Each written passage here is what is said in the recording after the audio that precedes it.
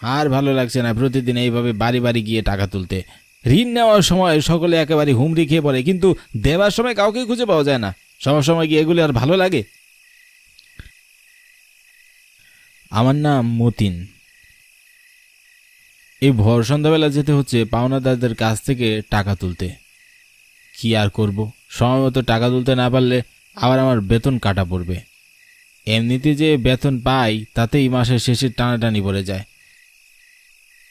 আর টাকা কেটে নিলে কি যে একটা দুরবস্থা হবে কে জানে। তাই নিরুপায় হয়ে বাড়িতে বাড়িতে গিয়ে টাকা তুলতে হচ্ছে। আর এই মুকেশ বাবু, কি আর বলবো, একেবারে ঘাড়তার একটা লোক। ঋণ নেওয়ার পূর্বে উনি এমন করে যেন টাকা না পেলে মরেই যাবে, আর যেই টাকা পেয়ে যান ওনার রূপ মুহূর্তেই বদলে যায়। তবে বারবার বলি ঠিক মতো দিতে পারবেন তো?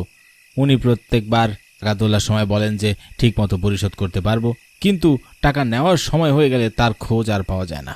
বারবার এই একই কাহিনী করে। কেন যে ঋণ দেয় এই লোকটাকে, এখন পেরেশানিটা আমাকে পোহাতে হচ্ছে। যাকগে, এবার যা করেছি করেছি, এরপর এই ভুল আর দ্বিতীয়বার করব না। এই যে মুকেশবাবুর বাড়িটাও পেয়ে গেছি, যাই দেখি উনি আছেন কিনা।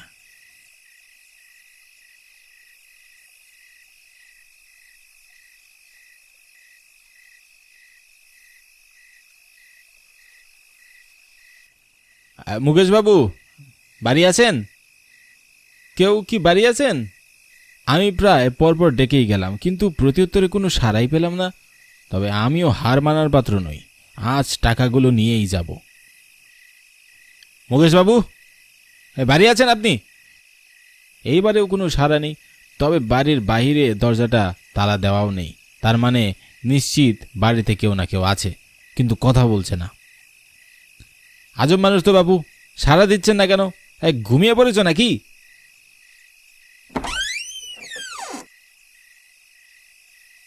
ঘর থেকে বের হওয়ার সময় দিবে তো নাকি?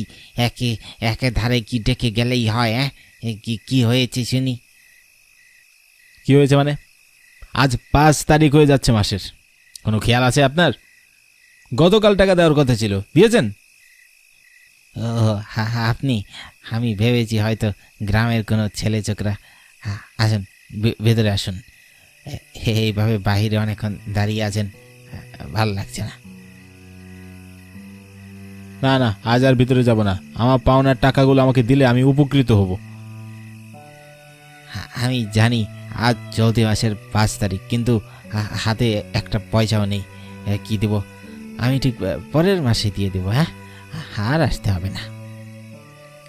এভাবে আর কতদিন আপনি আমায় ঘোরাবেন? হ্যাঁ বলেন তো মুকেশবাবু, আপনি টাকা না দিলে তো আমার বেতন কাটা পড়ে। বোঝার চেষ্টা করুন একটু। বুঝতে পেরেছি, কিন্তু হাত পা যে একদম বাঁধা। এই কটা টাকাই তো মাত্র আছে, সেটিও ছেলের স্কুলের বেতন দিতে হবে। আর রোজগারও তেমন একটা নেই। দয়া করে এই মাসটা একটু সময় দিন, আমি পরের মাসে ঠিক পরিশোধ করে দেব। না না, এইভাবে চলে না। আজই আপনাকে দিতে হবে। আপনি সময় মতো টাকা দিতে না পারলে আপনার ঋণ নেওয়ার আগে সব ভাবা উচিত ছিল যে আপনি পারবেন না। দয়া করে আপনি একটু বোঝার চেষ্টা করুন। আমি ঠিক পরের মাসে দিয়ে দেব। মাত্র কটা টাকা, এটাও যদি দেই স্ত্রী সন্তানকে না খেয়ে মরতে হবে। এত সব আমি জানি না মুকেশবাবু, পাওনা টাকা আপনাকে দিতেই হবে। আর আমার তো টাকা না, এটাও আপনাকে একটু বুঝতে হবে। আমারও সংসার আছে, আপনি টাকা না দিলে যে আমার টাকা কেটে নেবে? আমার সংসারও তো বউ বাচ্চা আছে নাকি? আমারও তো চলতে হয় নাকি? সবই বুঝতে পেরেছি, তবে কি কি আর করার, শেষ সম্বলটুকু তাহলে নিয়ে যান। যাক, এখন একটু স্বস্তি পেলাম। এত কিছুর পর যে রাজি হয়েছে এটাই অনেক। এই নিন টাকা। ধন্যবাদ আপনাকে, এত দূর আসা সার্থক হলো। তাহলে আমি আসি মুকেশবাবু। ঠিক আছে।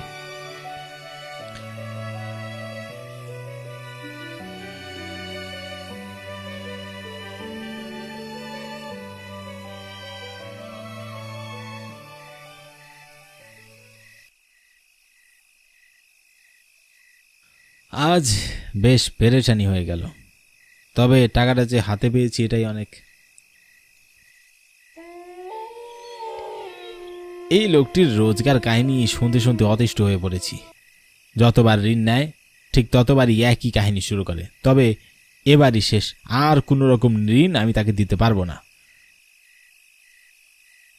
আর এইদিকে আমারও বেশ রাত হয়ে গেল, বাড়ি ফিরতে ফিরতে আরও রাত হয়ে যাবে। আর এইদিকে বেশ শীত পড়েছে। আজ আবার এর মধ্যে বেশ কিছুক্ষণ মুষলধারে বৃষ্টি হয়ে চারপাশ থই থই করছে। কখন জানি পা পিছলে পড়ে যাব তার কোনো হদিশ নেই। আর হালকা হালকা শীতে পুরো শরীর হিম ঠান্ডা হয়ে গেছে। শীতে যেন থরথর করে কাঁপছি।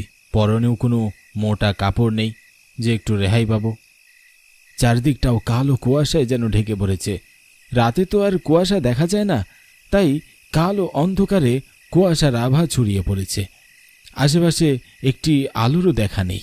সব কিছু শান্ত, নীরব, ছিমছাম করছে। কোনো মানুষের হাঁটার শব্দ যেন পাওয়া যাচ্ছে না। নিস্তব্ধ এই রাতে একা হাঁটতেও কেমন জানি লাগছে। তবে এই অনুভূতি কিসের তা প্রকাশ করা যাবে না। হয়তো কিছুটা আতঙ্ক আর কিছুটা ভয়ের। তবে কেন ভয়ের, এই উত্তর আমার কাছে নেই। তবে এইসবের ভিতরে হুট করে মাথায় আসলো, খেয়াঘাটে কি এখনো কোনো নৌকা আছে? আজকের পরিবেশ দেখে তা তো মনে হচ্ছে না। আর কোনো মাঝি থাকবে বলেও তো মনে হচ্ছে না। তবে মাঝি না থাকলে কোথায় যাব আমি? বেশ চিন্তায় পড়ে গেলাম। চিন্তিত নির্বেকার ভঙ্গিতে হেঁটে চলেছি গন্তব্যে। তবে আজ বাড়ি ফিরতে পারবো কিনা তার নিশ্চয়তা নেই।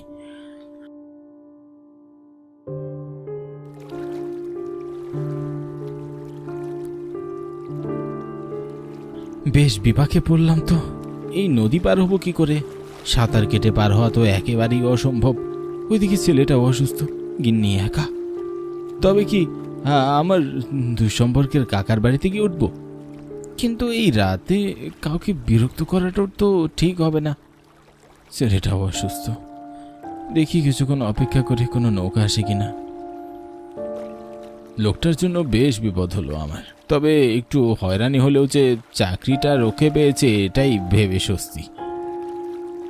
এসব ভাবতে ভাবতে হঠাৎ চোখে পড়ল দূরে একটি নৌকা আসছে। কুয়াশার কারণে তাই স্পষ্ট নয়, তবে বেশ বুঝতে পারছি ওটা একটা নৌকা। যাক, এইবার উপরওয়ালা তাহলে মুখ তুলে তাকিয়েছেন। প্রায় খানিকক্ষণের মধ্যেই নৌকাটা কিনারায় পৌঁছে গেল। নৌকায় রাখা ছোট হারিকেনটাও টিমটিম করে জ্বলছিল। আমি মাঝিকে বললাম, ও মাঝি, আমাকে একটু নদীটা পার করিয়ে দাও না, বেশ উপকার হতো। একথা শুনে মাঝি কোনো উত্তর দিল না। আমিও আর কিছু না বলে উঠে পড়লাম। নৌকাতে উঠতেই মাঝি আর দেরি না করে নৌকাটা ছেড়ে দিল।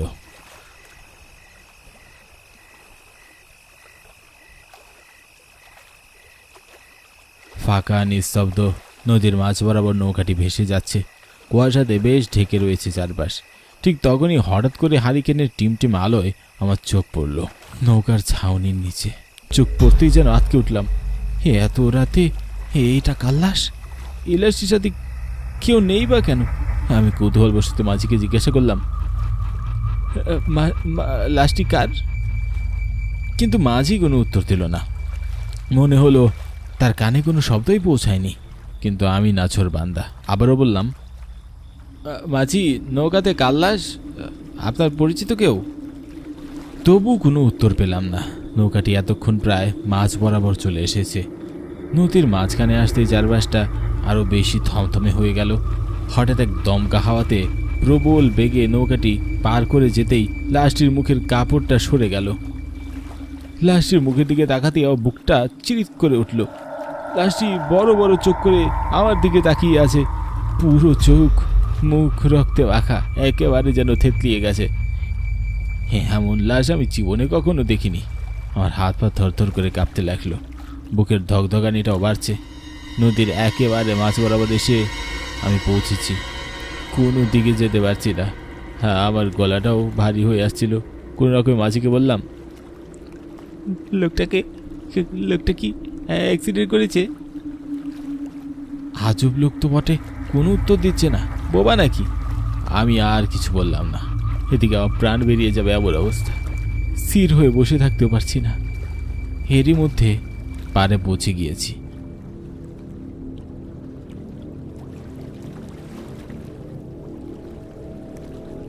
আমি তড়িঘড়ি করে নামতেই ঠিক এমন সময় মাঝি বলল, চুপচাপ বসে পড়, কোথাও যেতে পারবি না তুই।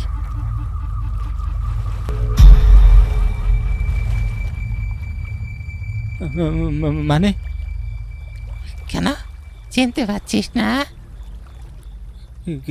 কে আপনি? কেন তোর মনে নেই? খোকন মিয়া নামে একজন মাঝবয়স্ক লোককে যা নয় তাই বলে অপমান করেছিলি শুধুমাত্র কটা টাকার জন্যে। আমি ঠিক সেদিন থেকে এমন দিনের অপেক্ষায় রয়েছি। আজ আমার মনোবাসনা পূর্ণ হয়েছে। কি বলছো তুমি? ঠিকই বলছি, আজ তুই মরবি ঠিক আমার মতনই। মানে তুমি মৃত? তবে নৌকা চালাচ্ছ কি করে? হ্যাঁ, আমি মৃত, আর তোকেও মৃত বানাবো। তোর অবমানায় আমি রাগের বশে আত্মহত্যা করে বসি, তারই প্রতিশোধ আমি আজ নেব। বিশ্বাস করো, আমার কোনো দোষ নেই। আমি সাধারণ একজন কর্মচারী। আমার কাজই পাওনাদারদের কাছ থেকে টাকাটা তোলা। দয়া করে ছেড়ে দাও।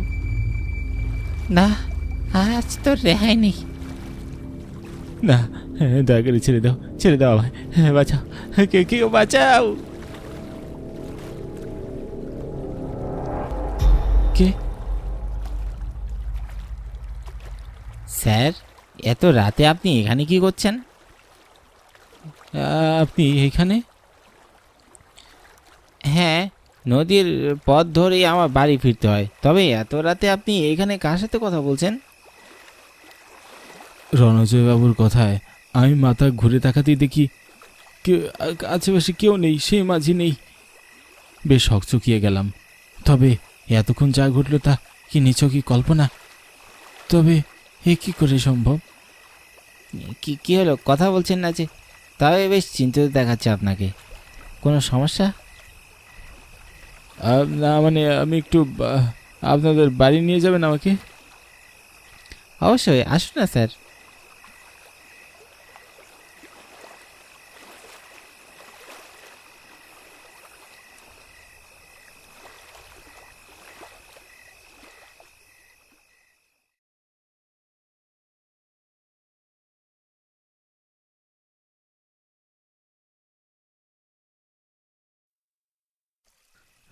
এখন বলুন তো কি হয়েছে?